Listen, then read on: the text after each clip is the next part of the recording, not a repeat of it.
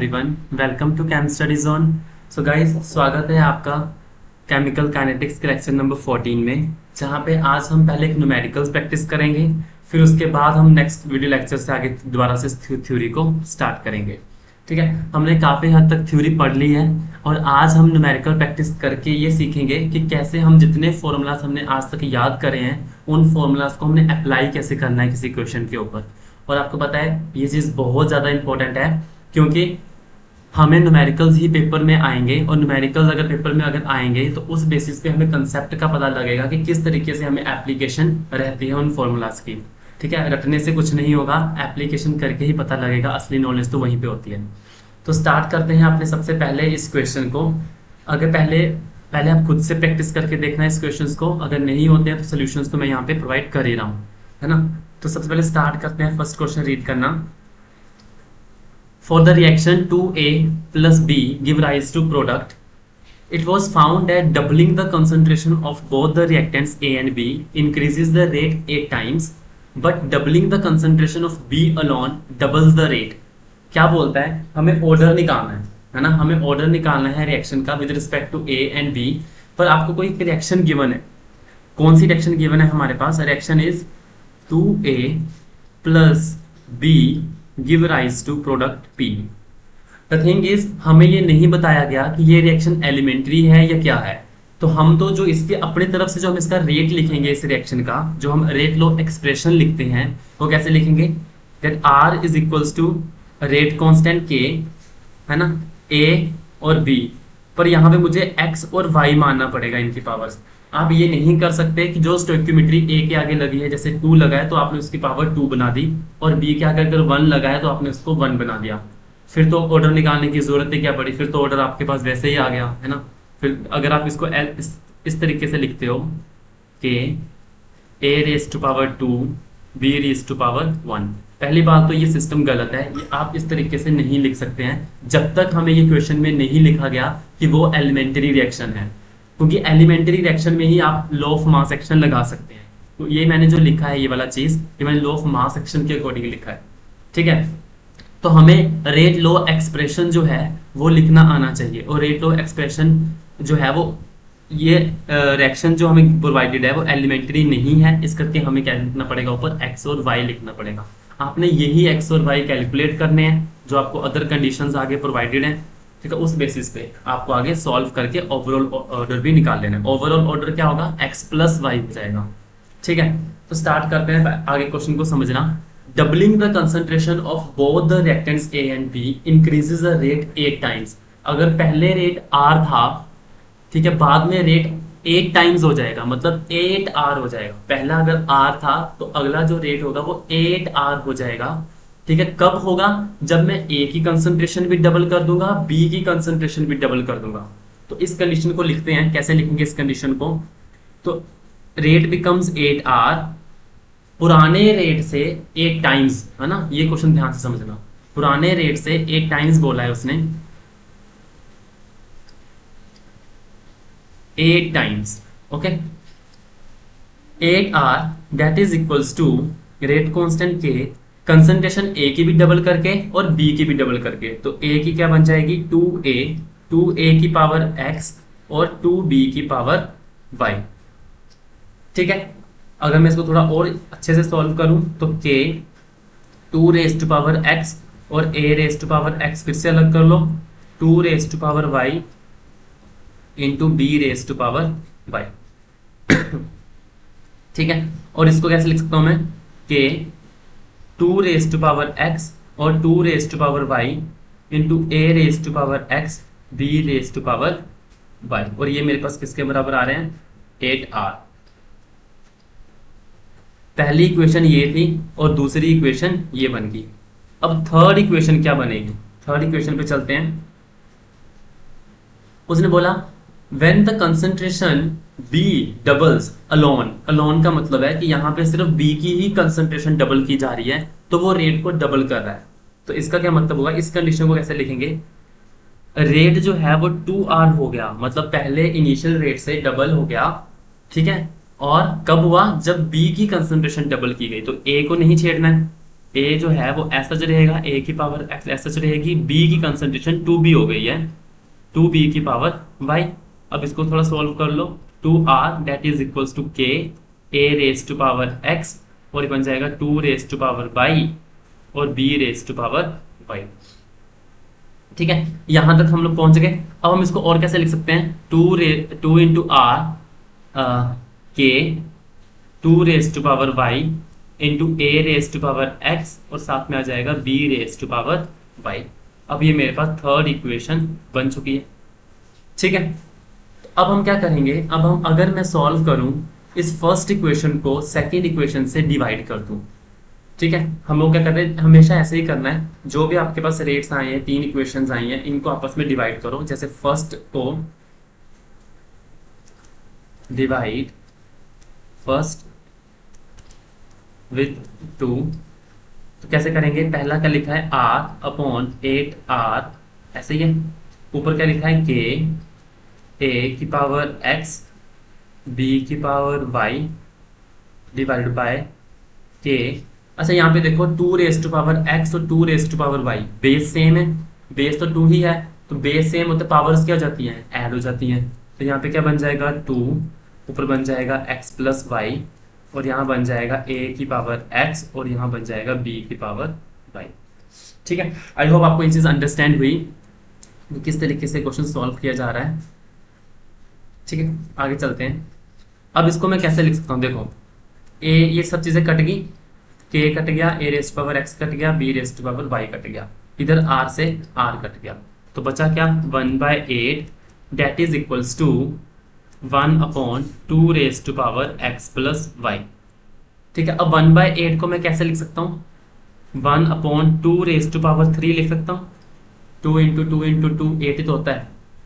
ठीक है, 1 upon 2 x plus Y. अब यहाँ पे 2 और 2 सेम हो गए तो पावर्स भी सेम हो जाएंगी, तो ये बन जाएगी इक्वेशन यहाँ से x plus y that is equals to 3। x plus y किसके बराबर आ गया, 3 के बराबर आ गया। जाने की x क्या था, a के विद रिस्पेक्ट ऑर्डर, y क्या था, b के विद रिस्पेक्ट ऑर्डर। जाने की अगर मैं इन दोनों को ऐड करूंगा तो मेरे पास टोटल 3 आना चाहिए। तो 3 क्या है, 3 ओवरऑल ऑर्डर है। तो ओवरऑल ऑर्डर तो मैंने निकाल लिया, ओवरऑल ऑर्डर तो निकल गया आपके पास कितना 3 तो है ओवरऑल ऑर्डर, क्योंकि x इसकी पावर थी, ये देखो x इसकी पावर थी और y इधर की थी b की, दोनों को ऐड करके तो ऑर्डर निकलना था ओवरऑल। ओवरऑल तो ऑर्डर कितना आएगा, ये 3, इसका मतलब ये थर्ड ऑर्डर की रिएक्शन है।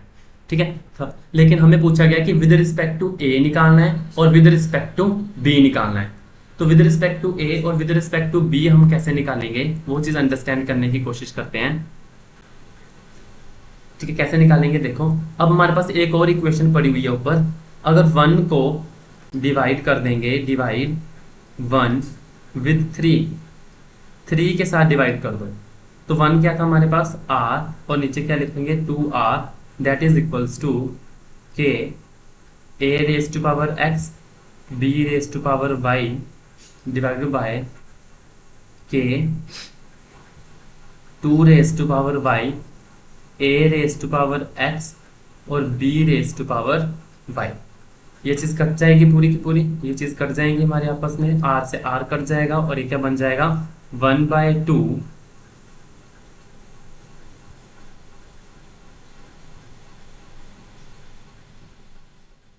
ठीक है, 1/2 दैट इज इक्वल्स टू कितना बन जाएगा 1 upon 2 raise to power y। अब y कितना आ गया, अब इसकी पावर 1 है, 2 की पावर 1 है, और इधर 2 की पावर y है, बाकी सब तो सेम है, तो y कितना आ जाएगा, y आ जाएगा 1। अब y हमारे पास 1 आ गया है। अब आप क्या करते हो, y1 का मतलब क्या है कि ये फर्स्ट ऑर्डर है विद रिस्पेक्ट टू b, है ना, y जो था वो b के ऊपर था, तो हमारे पास तो क्या बन जाएगा, y के अगर 1 आया है तो इसका मतलब ये फर्स्ट ऑर्डर हो जाएगी b के विद रिस्पेक्ट। अगर मैं इस इक्वेशन को y को यहाँ पुट कर दूं तो x plus Y is equal to 3 था मेरे पास, तो y की पावर 1 हो जाएगा, तो यहाँ पे क्या बन जाएगा 3 माइनस 1 2, x की वैल्यू जो आ जाएगी वो कितनी आ जाएगी 2 आ जाएगी।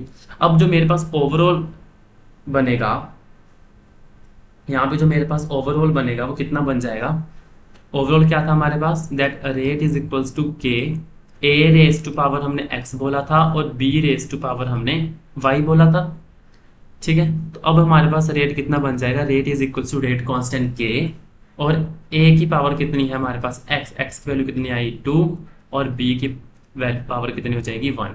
यानी कि ये सेकंड ऑर्डर है विद रिस्पेक्ट टू ए और फर्स्ट ऑर्डर है विद रिस्पेक्ट टू बी।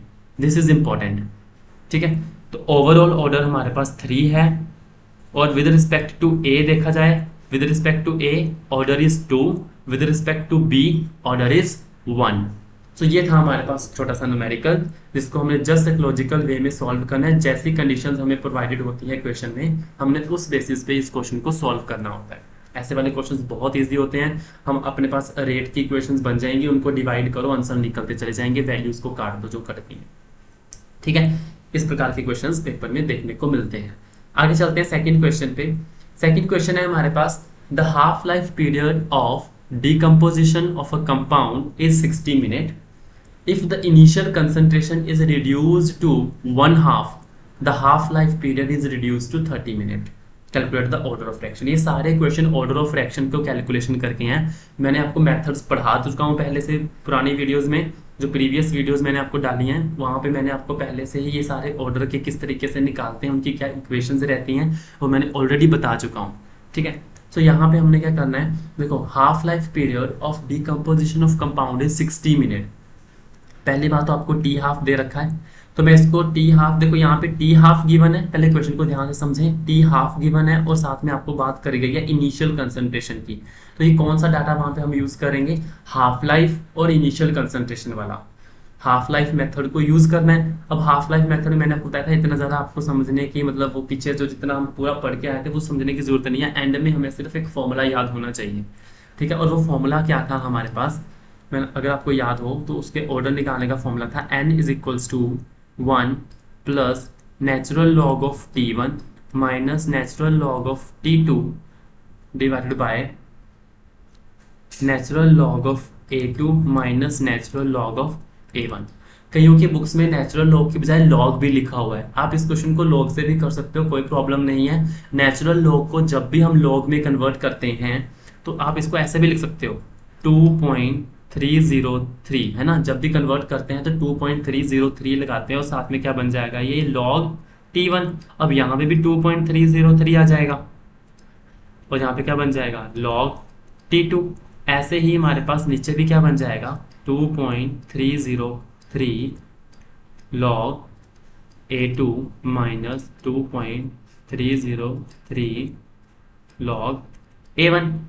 अब 2.303 जब आप कॉमन निकाल लोगे ऊपर से भी और नीचे से भी तो कट जाएगा। जब कट जाएगा तो हमारे पास ये सारी वैल्यूज के आगे से ये 2.303 कट चुका है। अब मैं इसको यहीं पे ऐसे काट के, अब हमारे पास जो इक्वेशन बन जाएगी वो लॉग की टर्म्स में बन जाएगी। तो चाहे आप लॉग लिखो यहाँ पे, चाहे नेचुरल लॉग लिखो, दोनों से आंसर आपका सेम ही आने वाला है। ठीक है, तो कंफ्यूज नहीं होना कि बुक में लॉग है और यहाँ पे नेचुरल लॉग लिखा है या यहाँ पे नेचुरल लॉग है बुक में कैसा है ना, तो ये चीज़ कंफ्यूज होने की ज़रूरत यहाँ पे नहीं है। ठीक है, हम स्टार्ट करते हैं इसके आगे इसको न्यूमेरिकल को सॉल्व करना। कैसे करेंगे इसको, अब आपको क्या क्या गिवन है, पहले तो टी हाफ आपको गिवन है 60 मिनट, तो टी हाफ को मैं पहले वाले को t1 मान लेता हूँ। तो गिवन क्या है, पहले t1 मेरे पास 60 मिनट है। अगर मैं इनिशियल कंसंट्रेशन को रिड्यूस कर दूं 1/2, इनिशियल कंसंट्रेशन को रिड्यूस कर दूं 1/2 मतलब हाफ कर दूं इसका। इनिशियल कंसंट्रेशन अगर मेरे पास कितनी थी, मैं a1 मान के चलता हूं। अगर मेरे पास क्या था, a1 मेरे पास इनिशियल है, वो हमें गिवन नहीं है पर हम एज सच a1 ही मान के चलते हैं। अब a1 का हाफ जो है जब वो हो जाएगा तब हमारे पास हाफ लाइफ पीरियड 30 मिनट हो जाएगा। तो इसका मतलब जो a2 होगा वो क्या होगा, a1 डिवाइडेड बाई 2 होगा। समझे, जो सेकंड वाला जो टाइम पीरियड मतलब सेकंड वाली जो कंसंट्रेशन इसने बोली है वो कितनी हो जाएगी, a1 का आधा हो जाएगी, रिड्यूस्ड टू 1/2 है ना, रिड्यूस्ड टू मतलब तक, वहां तक हाफ तक रिड्यूस करना है। तो मतलब सीधा हम लिख देंगे a1/2, माइनस करने की जरूरत नहीं है। तो यहाँ पे सिंपल आप क्या करोगे, a1/2 लिख देंगे। आगे हमारे पास क्या गिवन है, half life period is reduce to 30 minutes. तब हमारे पास जो हाफ लाइफ है यानी कि जो सेकंड है t2 वो मेरे पास कितना जाता है, 30 मिनट आ जाता है। ठीक है, तो आपको सारी वैल्यूज पता लग गई हैं, तो आप n ऑर्डर निकाल सकते हैं। कैसे, 1 प्लस यहाँ पे आपको क्या लेना पड़ेगा, नेचुरल लॉग ऑफ t1 कितना है 60 minus natural log of 30 divided by natural log of A2 कितना आ जाएगा, मैंने बताया था A1 divided by 2 minus natural log of A1, ये चीज़ बन जाएगी हमारे पास। ठीक है, अब आप इसको और कैसे सॉल्व कर सकते हो, 1 plus natural log of 60 minus natural log of 30 divided by, अब नीचे वाले को आप ऐसे लिख सकते हो natural log of A1 minus natural log of 2, और यहाँ पे minus natural log of A1 तो लिखा ही है। अब ये चीज़ कट जाएगी, नेचुरल लॉग ऑफ A1 और natural log of A1 cut जाएगा। ठीक है, अब ऊपर देखो नेचुरल लॉग लेना है आपको 60 का, तो आप इसको कैलकुलेटर से कैलकुलेट कर लेना नेचुरल लॉग कैसे लेते हैं। ठीक है, वैसे एग्जाम में कैलकुलेटर अलाउड होता है जो यूनिवर्सिटीज़ के स्टूडेंट्स हैं, पर जो कॉलेज के स्टूडेंट्स हैं आई डोंट नो उनको अलाउड है कि नहीं है। ठीक है, तो नेचुरल लॉग हम क्या कर सकते हैं, natural log 60 that is equals to कितना आ गया मेरे पास आंसर 4.09। ठीक है, उसमें से माइनस कर देंगे natural log of 30, natural log of 30 कितना आ जाएगा 3.40। ठीक है, डिवाइडेड बाय, और नेचुरल लॉग ऑफ 2 कितना आ जाएगा 0.693, तो माइनस 0.6 सॉरी यहाँ पे आ जाएगा 693। ठीक है, जब आप ऊपर में से ये चीज माइनस करोगे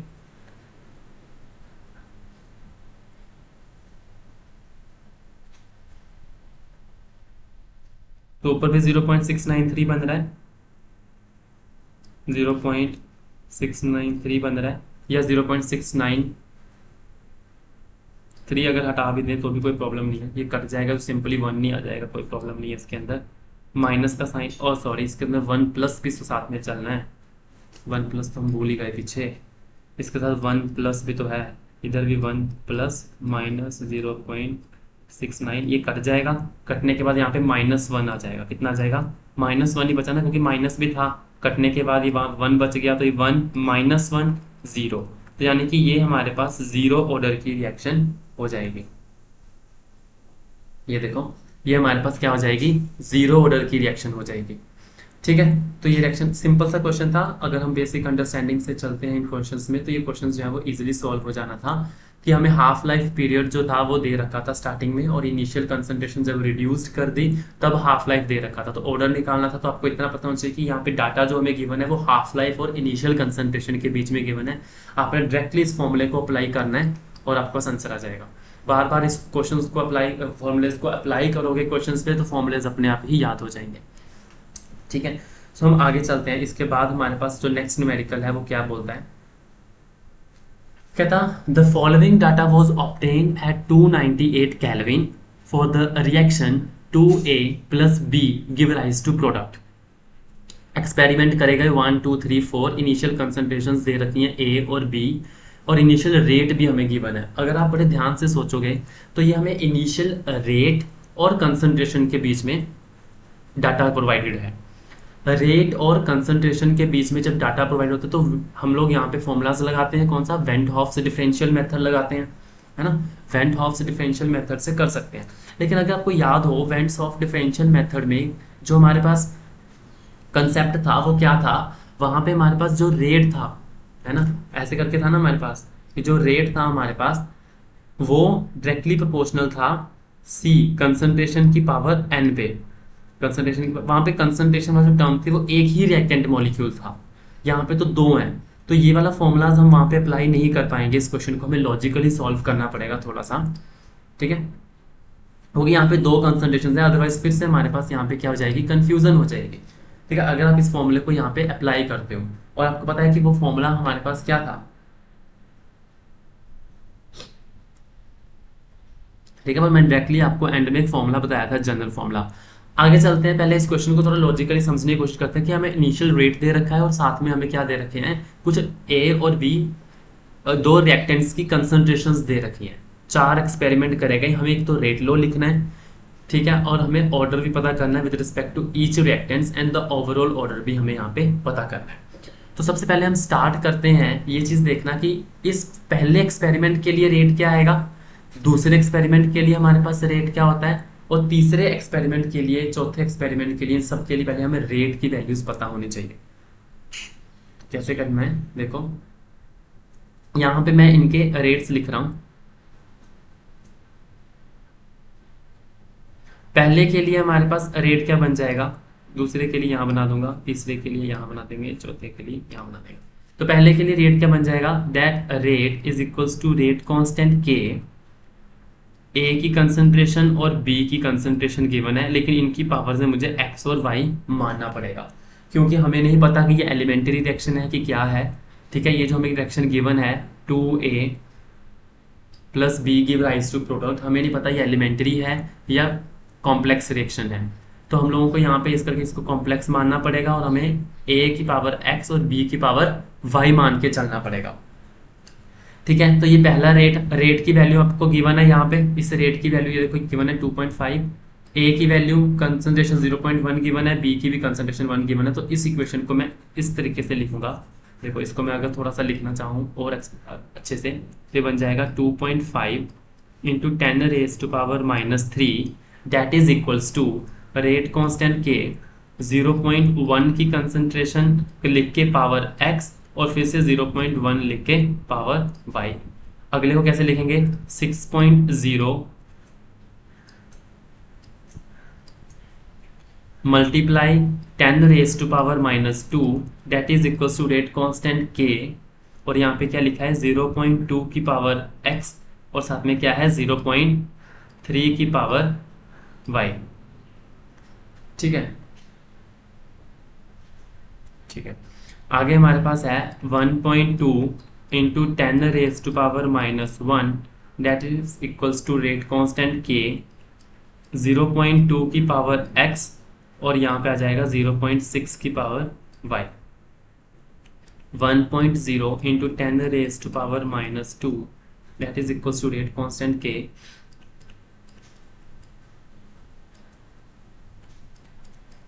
0.1 की पावर y। ठीक है, इस तरीके से हमें इनिशियल रेट गिवन था और साथ में हमें ये चीज़, अब हमने यहाँ से वो वैल्यूज उठानी है। सबसे पहले यहाँ से देखो, अब हमें ये वाला, अब हमारा फोकस पूरा इस डाटा पे होना चाहिए, जो मैंने अभी लिखा है इस डाटा पे हमारा पूरा फोकस रहना चाहिए। ठीक है, अब हमें यहाँ पे वो वैल्यूज उठानी है जो आपस में पहले तो डिवाइड करने पे कट जाए। ठीक है, जैसे फॉर एग्जाम्पल अगर मैं इक्वेशन नंबर 1 इसको नाम दे देता हूँ पहले, equation 1, equation 2, equation 3 and equation 4। अगर मैं डिवाइड कर दूं, सबसे पहले मैं डिवाइड कर दूं 1 को विद 4। अब बोलेंगे कि 1 को 4 के साथ ही क्यों डिवाइड करा, द रीजन इज दोनों में 0.1, इधर भी 0.1 की पावर y है और इधर भी 0.1 की पावर y है, ये आपस में कट जाएंगी तो मेरा ऑर्डर किसी एक के विद रिस्पेक्ट आ जाएगा, जैसे x के विद रिस्पेक्ट मेरे पास ऑर्डर आ जाएगा। फिर मुझे वो इक्वेशन चूज करनी है जिसमें x की वैल्यूज कट जाएंगी और y के विद रिस्पेक्ट आप निकाल लोगे, हमारी सारी स्टोरी खत्म हो जाएगी, है ना। यही तो क्वेश्चन था, यही लॉजिक लगाना था। ठीक है, तो पहले अगर मैं किसको डिवाइड कर दूं 1 और 4 को, 1 कितना है 2.5 into 10 raise to power -3 divided by 1.0 into 10 raise to power -2। अब 2.5 कितना लिखा है, रेट कांस्टेंट k है, 0.1 की पावर x हो जाएगी, 0.1 की पावर यहाँ पे y हो जाएगा, और नीचे क्या आ जाएगा, रेट कांस्टेंट के 0.4 की पावर x और 0.1 की पावर y। अब ये चीज़ तो कट गई, अब मेरा k से k कट गया। ठीक है, और यहाँ पे तो मेरे पास क्या है ऊपर 20, इसको मैं कैसे लिख सकता हूँ 2.5 इंटू, अच्छा इस 10 रेज टू पावर -2 को जो नीचे है 10 रेज टू माइनस, इसको मैं ऊपर लेके जाऊंगा तो कितना बन जाएगा 10 रेज टू पावर प्लस का 2। ठीक है, इसको ऊपर लेके जाएगा तो 10 रेज टू पावर प्लस का 2 बन जाएगा, और यहाँ पे मेरे पास क्या है 0.1 और 0.4, इसकी पावर कितनी बन जाएगी, x बन जाएगी। ठीक है, अगर मैं इसको लिखना चाहूँ तो यहाँ पे देखो 10 रेज टू पावर -3 और 10 रेज टू पावर 2, तो कितना हो जाएगा, बेस सेम पावर्स ऐड, तो -3 + 2 कितना हो जाएगा -1। तो इसको मैं डायरेक्टली यहीं पर ही -1 लिख रहा हूँ, इसको इरेज करके आप नेक्स्ट स्टेप में लिख लेना एक। ठीक है, तो यहाँ पे बन जाएगा 10 रेज टू पावर -1। ठीक है, तो अगर 10 रेज टू पावर -1 बन गया है तो इसको मैं कैसे लिख सकता हूँ, देखो ये बन जाएगा मेरे पास 25 डिवाइडेड बाय 10⁻⁻1 है, नीचे जाएगा तो 10 बन जाएगा, और एक 1025 का ओपन करके निकलेगा तो यहाँ पे 100 आ जाएगा नीचे, and that is equals to, देखो 0.1 0.4, ये तो 1/4 ही बन गया है ना, इधर 0.1 था इधर 0.4 था, तो ये 1/4 बन जाएगा, और ये भी कितना बन जाएगा 25 चौका 100, तो ये मेरे पास बन जाएगा 1/4, दैट इज इक्वल्स टू 1/4 की पावर x, तो ये x की वैल्यू कितनी आ जाएगी 1, तो x की वैल्यू आ गई मेरे पास 1। अब x की वैल्यू 1 का क्या मतलब है कि ये a के विद रिस्पेक्ट फर्स्ट ऑर्डर है, a के विद रिस्पेक्ट क्या है फर्स्ट ऑर्डर है। अच्छा, अगर मैं यहीं पर ही डिवाइड कर दूं, अब मैं नेक्स्ट स्टेप कर रहा हूं, अब क्योंकि मुझे x के विद रिस्पेक्ट निकल गया है, y तो पहले ही कट गया था, अब मुझे y रखना है और x वाली टर्म्स को काट देना, तो कौन सी ऐसी इक्वेशंस चूज करनी पड़ेंगी मुझे, इक्वेशन नंबर 2 को डिवाइड करना पड़ेगा विद इक्वेशन नंबर 3 के साथ, ठीक है। 2 को 3 के साथ जब मैं डिवाइड करूंगा तो देखो क्या बनेगा, 6.0 into 10⁻⁻2 divided by 1/2 multiply 10⁻⁻1, that is equals to rate constant K. So यहाँ पे क्या बन गया 0.2 की पावर x है, और यहाँ पे 0.3 की पावर मेरे पास कितनी आ जाएगी y, divided by rate constant K, 0.2 की पावर मेरे पास कितनी आ जाएगी x, और 0.6 की पावर कितनी आ जाएगी y। आई होप आपको यहाँ तक समझ में आया।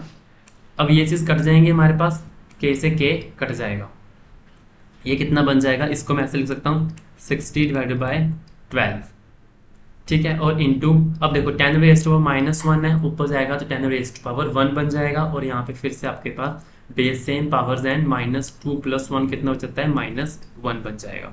-1 का क्या मतलब है, इसको मैं तो नेक्स्ट स्टेप में करता हूँ, ये कितना बन जाएगा 0.3 और 0.6, इसको मैं ऐसे देता हूँ 0.3 0.6 की पावर y, इसको मैं कैसे लिख सकता हूँ, देखो 60/120 लिख सकता हूँ, क्योंकि 10⁻⁻1 है तो नीचे आएगा तो 10 बन जाएगा, ये बन जाएगा 3/6 की पावर y, 0 से 0 कट जाएगा, 6 2 ज़ा 12, 3 2 ज़ा 6, तो ये बन जाएगा 1/2, दैट इज इक्वल्स टू 1/2 की पावर y, और y के विद रिस्पेक्ट भी कितना आ गया 1, यानी कि जो हमारे पास ये जो ओवरऑल रेट आएगा वो कितना आ जाएगा, देखो ओवरऑल रेट कितना आ जाएगा हमारे पास, रिएक्शन क्या थी, देखो रिएक्शन जो थी वो हमारे पास क्या थी 2a + b give rise to product थी, तो लेकिन अब जो अगर मैं इसका नॉर्मल तरीके से रेट लिखूं, रेट लो एक्सप्रेशन लिखूं, that r is equals to k, a की पावर कितनी बन जाती थी x, और b की पावर कितनी थी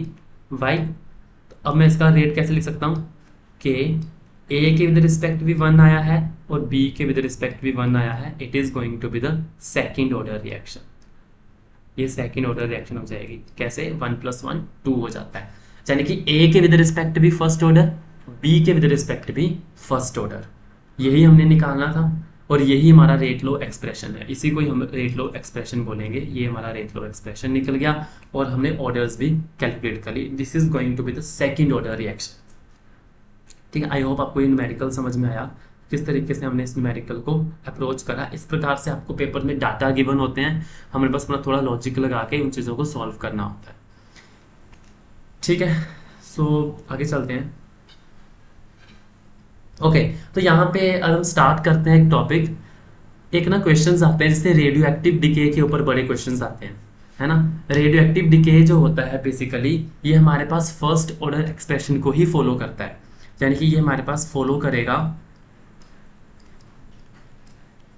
फर्स्ट ऑर्डर एक्सप्रेशन, ठीक है। इसकी डेरिवेशन मैं ऑलरेडी पहले भी आपको फर्स्ट ऑर्डर की करवा चुका हूँ। तो रेडियो एक्टिव डिके का मतलब कि जो भी हमारे पास रेडियो एक्टिव न्यूक्लियाइज हैं, ठीक है, वो अपने पास डिसइंटीग्रेट होते रहते हैं। डिसइंटीग्रेट का मतलब होता है कि वो धीरे धीरे धीरे धीरे खत्म होते रहेंगे, है ना। उनकी हाफ लाइफ बड़ी इंपॉर्टेंट होती है, ठीक है। तो यहाँ पे बेसिकली आपको जो जितने भी ये रेडियो एक्टिव सब्सटेंसेस में जितने भी क्वेश्चंस आएंगे वो सारे के सारे फर्स्ट ऑर्डर को फॉलो करते हैं। सो फर्स्ट ऑर्डर एक्सप्रेशन ही यहाँ पे हमने लगाना है। तो क्या था फर्स्ट ऑर्डर का एक्सप्रेशन, अगर याद हो, that KT is equals to natural log of A0/AT, यही था। वहां पे ए हमारे पास क्या होती थी, इनिशियल कंसंट्रेशन होती थी। बस आपको थोड़ा सा इसमें चेंज करने की जरूरत है। यहाँ पे हम इनिशियल कंसंट्रेशन एन नोट लेने वाले हैं रेडियो एक्टिव के केस में। हम लोग क्या करने वाले हैं, रेडियो एक्टिविटी के केस में।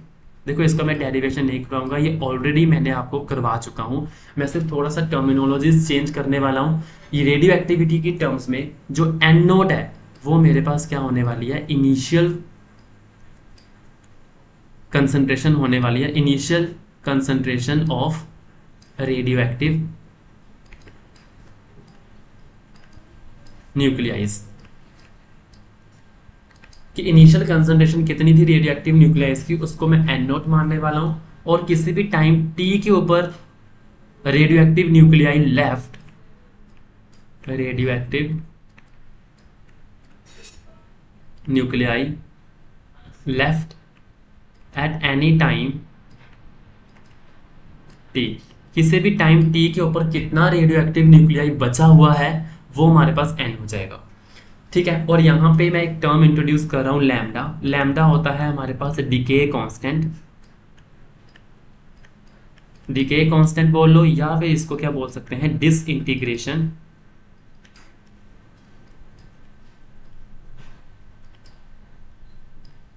कांस्टेंट। इसको हम लोग क्या बोलते हैं, डिसइंटीग्रेशन कांस्टेंट बोलते हैं। अब द इंपॉर्टेंट इज, वहां मैं ए नोट मानता था और ए टी मानता था। यहाँ पे मुझे बस थोड़ा सा इस फॉर्मूले को चेंज करना है। वहां पे हम रेट कांस्टेंट को लिखते थे के, यहाँ पे रेट कांस्टेंट की जगह पे क्या आ जाएगा, डीके कांस्टेंट। कोई फर्क नहीं है, कई बुक्स में इसको लैम्डा से भी डिनोट किया जाता है, कई बुक्स में इसको के से भी डिनोट किया जाता है, कोई फर्क नहीं पड़ता। ठीक है, अगर आपने के से रहने देना है तो के से भी रहने दे सकते हैं। तो lambda into T that is equal to natural log of, इसको मान लेता हूँ मैं N naught divided by N. बस ये फॉर्मूला बन जाएगा। ये रेडियो एक्टिविटी के केस में फॉर्मूला चेंज होने से कुछ नहीं होता, फॉर्मूला भी कुछ चेंज नहीं है। ठीक है, यहाँ पे हमने सिर्फ और सिर्फ उसकी टर्मिनोलॉजीज चेंज करी है। बस ए नोट को एन नोट लिख दिया है, एन मतलब न्यूक्लियाइज, रेडियो एक्टिव न्यूक्लियाइज। फॉर्मूला कंसेप्ट सारे ही फर्स्ट ऑर्डर वाले यहाँ पे अप्लाई होने वाले हैं। सेम उसी तरीके से ही आपको यहाँ पे डेरिवेशन करनी है। अगर डेरिवेशन का मैं स्टेप बताऊँ तो जैसे रेडियो एक्टिव न्यूक्लियाई इनिशियली मेरे पास एन नोट थे, तो किसी भी टाइम टी के ऊपर कितने होंगे, एन होंगे। तो अगर मैं इसका रेट लिखना चाहूँ तो मैं ऐसे लिख सकता हूँ minus D N by D T. और यही रेट जो मैंने इस फॉर्म में लिखा है, जो थ्योरेटिकल रेट लिखा है मैंने, इसको मैं एक्सपेरिमेंटल रेट लो एक्सप्रेशन के साथ कंपेयर कर सकता हूँ बाय ऐसे के इंटू एन। फिर इन दोनों को आप आपस में आपने सॉल्व कर देना था और आपके पास यही वाली इक्वेशन आ जाएगी, same like first order reaction. ठीक है, same like first order reaction ही हमने यहाँ पे करना है। और इसका भी सेम, अगर मैं हाफ लाइफ निकालना चाहूँ तो हाफ लाइफ भी इसका भी कितना निकलेगा, 0.693 डिवाइडेड बाय रेट कांस्टेंट के। यहाँ पे क्या है, decay constant, disintegration constant, decay constant, कुछ भी बोल लो, चाहे इसको लैम्डा लिख लो चाहे आप इसको के लिख लो, एक ही बात है। किसी एक फॉर्म में लिखो, इसको डिवाइड मत समझ लेना, इस करके मैं एक ही लिख रहा हूँ, के लिख रहा हूँ। ठीक है, ऐसे भी लिखा जा सकता है, लैम्डा भी लिखा जा सकता है, के भी लिखा जा सकता है। सारे ही कंसेप्ट हमने फर्स्ट ऑर्डर के यहाँ पे रेडियो एक्टिव वाले क्वेश्चंस में लगाने हैं। ठीक है, सो स्टार्ट करते हैं, इसका कुछ न्यूमेरिकल पोर्शन कर लेते हैं। जैसे फॉर एग्जांपल ये न्यूमेरिकल है हमारे पास, the half life period of an isotope is 45 days, what percentage of radioactive would be present after 135 days? Very simple, first order का कंसेप्ट लगाना है। हाफ लाइफ पीरियड आपको दे रखा है, यानी कि आपको क्या दे रखा है, T half that is equals to 45 days। ठीक है, आई होप आप अंडरस्टैंड कर पा रहे हैं कि 45 डेज हमें पहले से ही उसका हाफ लाइफ दे रखा है। जो रेडियो एक्टिव सब्सटेंस होते हैं ना, उनको हम डेज में या ईयर्स में देखते हैं, यानी कि 45 डेज के बाद वो वाला रेडियो एक्टिव सब्सटेंस की कंसंट्रेशन आधी बच जाएगी 45 डेज के बाद।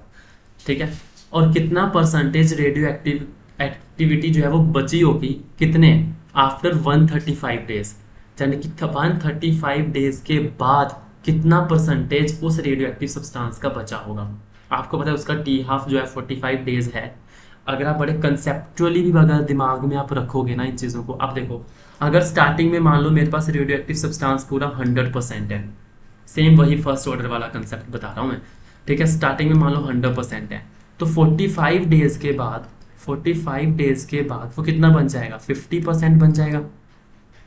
50% के बाद दोबारा जब मैं 45 डेज के बाद देखूंगा, क्योंकि ये तो जो टी हाफ होता है वो तो कंसंट्रेशन, इनिशियल कंसंट्रेशन पे डिपेंड ही नहीं कर रहा हमारे पास। तो जो पहले का जो टी हाफ होगा वही अगले का टी हाफ होगा। अगर पहले 45 डेज लग रहे हैं तो अगले स्टेप में भी 45 डेज ही लगेंगे। ये मैं कंसेप्ट बार बार आपको समझा चुका हूँ जब मैंने आपको फर्स्ट ऑर्डर एक्सप्रेशन समझाया था, ठीक है। तो 45 डेज लगेंगे, तो 50% के आगे होने में, 25% होने में भी मेरे पास 45 डेज ही लग रहे हैं। फिर 25% के आगे भी मेरे पास 45 डेज लगेंगे, और कितना बन जाएगा ये 12.5% बन जाएगा, ठीक है। तो ऐसे करते करते हमारे पास जब 135 डेज गुजर जाएंगे तो कितना परसेंटेज बचा होगा, यही परसेंटेज हमने निकाला। तो 135 डेज हो जाएंगे। और अगर आप बड़े ध्यान से देखोगे, मैंने आपको पहले बता चुका हूँ, इसका आंसर 12.5 आएगा। कैसे देखो, पहले पहले में 45 डेज लग रहे हैं, अगले 45 डेज लग रहे हैं, अगले 45, तो 45 प्लस 45 प्लस 45 कितने हो जाएंगे, 135 ही तो हो रहे हैं। 45 प्लस 45 प्लस 45 कितने होते हैं, 135 ही होते हैं, है ना। 45 प्लस 45 कितने हो जाते हैं, 90, 90 प्लस 45, इससे हमारे पास कितने आ जाएंगे, 135 आ जाएंगे। सो 135 डेज के बाद कितना कंसंट्रेशन बचा होगा, डेट इज 12.5। ये मैं ऑलरेडी आपको कंसेप्चुअली इस तरीके से भी मैं बता चुका हूँ। अदरवाइज हम फॉर्मूले से भी कर सकते हैं, ठीक है। हम लोग क्या कर सकते हैं, इसको फॉर्मूले से भी कर सकते हैं। मैंने आपको एक फॉर्मूला बताया था, अगर आपको याद हो, कि अगर मुझे ये निकालने हो, सबसे पहले मुझे ये क्या निकालना पड़ेगा, कितने नंबर ऑफ हाफ लाइफ्स आ रही हैं 135 डेज के अंदर। 135 डेज के अंदर कितनी नंबर ऑफ हाफ लाइफ्स आ रही हैं, तो उसका फॉर्मूला था n इज इक्वल्स टू, कितना मेरे पास दे रखा है उसका टी हाफ, जैसे हमारे पास टोटल टाइम दे रखा है यहाँ पे 135, और एक का टी हाफ कितना है 45, तो बन जाएगा 135 डिवाइडेड बाय 45। ये था ना total time upon T half. याद करो, मैंने फॉर्मूला बताया हुआ है, ये चीज़ जो इंपॉर्टेंट फॉर्मूलाज थे, इंपॉर्टेंट पॉइंट्स वाले सेशन में मैंने आपको ये चीज़ बताई हुई है कि n is equals to 135 divided by 45। Total time कितना दे रखा है डिवाइडेड बाय कितना टी हाफ है, तो कितने आ जाएंगे, ये 3 ही तो आ जाएंगे। 3 जो number of half life, n क्या है, नंबर ऑफ हाफ लाइफ्स, कितनी नंबर ऑफ हाफ लाइफ्स आ जाएगी, 3 आ जाएंगी, यानी कि 135 दिनों के अंदर अंदर 3 हाफ लाइफ्स आ रही हैं उसके अंदर अंदर, ठीक है। तो फिर अब आपको कितनी कंसंट्रेशन वहां पे बची होगी after n number of half lifes, मैंने बताया था amount left after n half lifes. n half lifes का क्या फॉर्मूला होता था, दैट इज, मैंने बताया हुआ है, देखो याद करो, n naught divided by 2 raised to power n। मैंने a naught divided by 2 raised to power n बताया हुआ, तो a नॉट चाहे आप n नॉट कर लो, कोई प्रॉब्लम नहीं, ठीक है। तो यहाँ पे 3 हाफ लाइफ्स के बाद कितना बन जाएगा, अगर मैं n की वैल्यू को 3 पुट कर दूं तब कितना बन जाएगा n naught divided by 2 raised to power 3। अब n नॉट कितना था, n नॉट स्टार्टिंग की कंसंट्रेशन मैंने आपको 100 ही माननी पड़ती है, और 2 रेज़्ड टू पावर 3 का मतलब है 2 इंटू 2 इंटू 2, देख लो चाहे करके, ये कितना आ जाएगा 50, और ये कितना आ जाएगा 25, और दूसरे 2 से काटा तो 12.5 लो गई। 12.5 पे आप फॉर्मूले से भी कर सकते हो, अदरवाइज मैंने यहाँ पे लॉजिकली भी बता दिया है।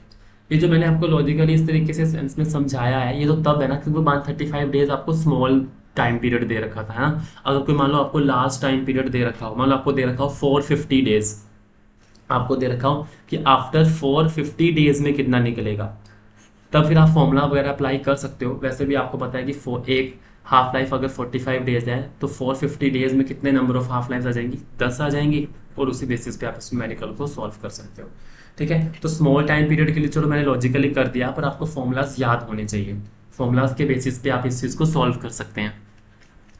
आई होप आपको ये न्यूमेरिकल समझ आया रेडियो एक्टिविटी के बेसिस पे, ठीक है। तो इस तरीके के क्वेश्चन हमें देखने को मिलते हैं रेडियो एक्टिविटी के बेसिस पे भी। फर्स्ट ऑर्डर का एक्सप्रेशन ही लगाना होता है, कोई इसमें कंफ्यूजन वाली बात नहीं है, ठीक है। सो आज के सेशन का एक लास्ट क्वेश्चन कर लेते हैं, ये भी हमारा रेडियो एक्टिव आइसोटॉप ही है, रेडियो एक्टिविटी के बेसिस पे ही क्वेश्चन है। तो पहले रीड करते हैं क्या बोलता है, आफ्टर 12 आवर्स, 12 घंटे के बाद 0.250 ग्राम जो है initial quantity of 2 gram of a radioactive isotope remains behind, then find out its half life period. हमें इसका हाफ लाइफ पीरियड निकालना है। आपको इनिशियल कंसंट्रेशन 2 ग्राम दे रखी है, और 12 घंटे के बाद वो 2 ग्राम किस में कन्वर्ट हो जाता है, 0.250 ग्राम बच जाता है उसमें से। इसका मतलब 12 घंटे के बाद आपका 2 ग्राम किस में कन्वर्ट हो गया, 2.50 ग्राम में कन्वर्ट हो गया। आपको इसका हाफ लाइफ निकालना है।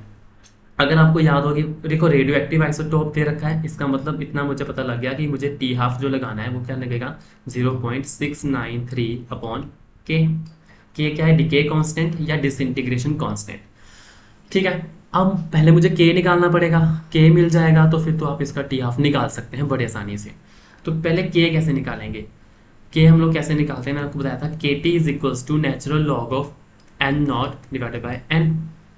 ठीक है, तो के निकालने के लिए क्या करना पड़ेगा, 1/t natural log of N naught divided by N करना पड़ेगा।